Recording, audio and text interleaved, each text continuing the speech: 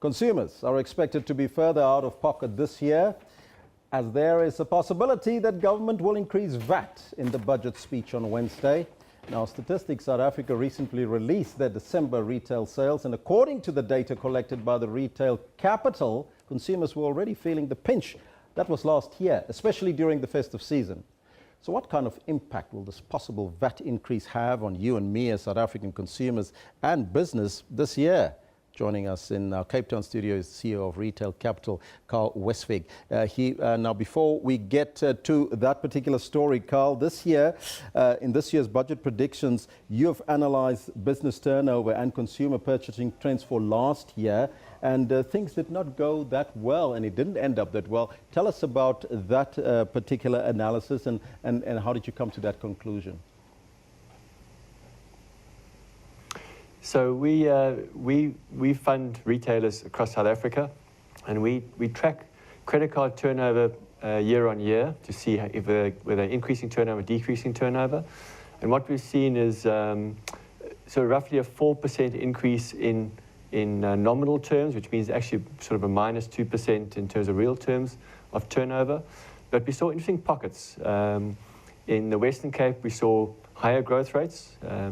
So roughly break 0%, 1-2% real growth in the Western Cape, and we saw negative growth rates in the Gauteng region. This is typically December to December. Where we saw the green shoots was in the restaurant sector. So the food and beverage sector was growing significantly, 15% year on year.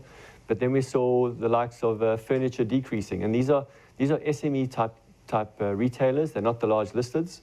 So it gives you a good insight into terms of how the SME sector is performing.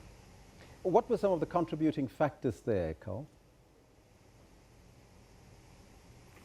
So, I mean, obviously the GDP growth rate is sort of growing at 1% year on year. So we're not seeing an economy that's vibrant. The tourism seems to be driving a lot of the food and beverage sectors. So on the coast, so the Western Cape and Durban, we saw nice increases. And we think a lot of that's due to potentially migration in the December period from the central areas back to the coasts, and certainly more so than previous years. So maybe people aren't travelling overseas like they used to, and now they're spending more time at the coast within South Africa. Now, there are rising concerns around the possible VAT increase on Wednesday that will be announced by the Minister. Now, from what you discovered last year, how will this impact on consumer spending and the trends for this year?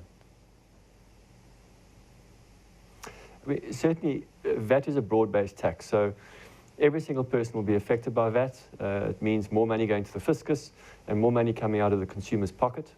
And in doing so, they have less money to spend. And we're already seeing that of the 23 million credit active population we have in South Africa, more than 10 million are impaired, which means that they're not currently meeting their monthly obligations. And by taking more money out of people's pockets, you can have less available to spend at retail. Sounds like a gloomy picture. What does that mean then for business on the other end? I mean, certainly we focus on the retail sector. We're seeing retailers, if they don't have access to funding to buy more stock and to grow their businesses internally, then they end up just doing the same thing year on year, expecting the same customers to try and spend more with them, which is not happening. So it's not there. So there needs to be an element of investment in the retail sector. Access to capital, so certainly the banks, and where we play a part, is to provide funding so they can grow, they can expand their premises, they can buy more stock. So there needs investment to grow the pie. Now, is there expectation that prices of products and services will definitely increase if there's a VAT increase during this, the course of this year? So, I mean, VAT's going to affect every segment of the supply chain. So certainly there will be cost pressures on the retailers. Either they're going to have margin shrinkage or they're going to pass it on to the consumer. And if they pass it on to the consumer, you're likely to see price pressures increasing. We are seeing, obviously, maybe some alleviation of drought. With the stronger rand at the moment, maybe we're not going to see price increases in petrol. But certainly VAT's going to have a knock-on effect throughout the whole supply chain. When we take a look at VAT, and if that is increased, it will definitely affect the poor terribly. Now, we do have VAT-rated foodstuff currently on the market, but is there a sense then perhaps that will be increased in order to give the poor a break? I think you'd need to. I mean, so you'd need to balance both with the grants, the government grants, making sure there's sufficient money in people's pockets at the lower end, and you'd need to have more zero-rated items to make sure you don't push too much pressure into those communities. Certainly where communities are struggling to make ends meet, you don't want to add a bigger burden to them. Now, we do expect, obviously, with Prav and Gordon at the helm, that sin taxes will definitely increase. And we might see also the introduction of the sugar tax. What challenges will that bring to the retail industry? So in terms of the sugar tax, I think there's lots of debate happening at the moment.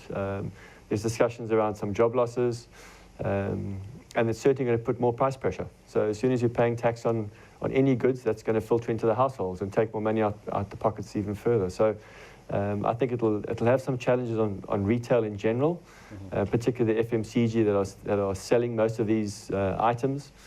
So people either have to start changing their behaviors to adjust what they spend on a monthly basis, or they're going to be hit by more costs. What advice would you give to retailers out there, Karl, in closing?